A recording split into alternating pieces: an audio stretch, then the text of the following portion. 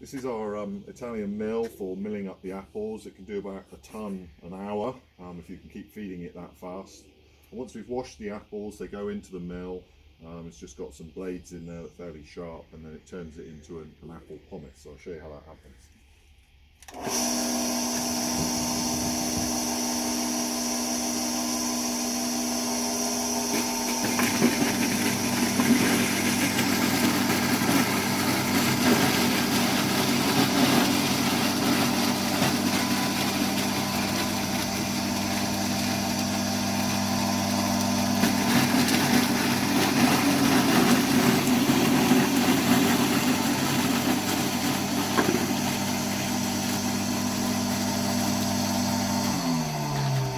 See, it's a very fine pomace that comes out of it, very juicy.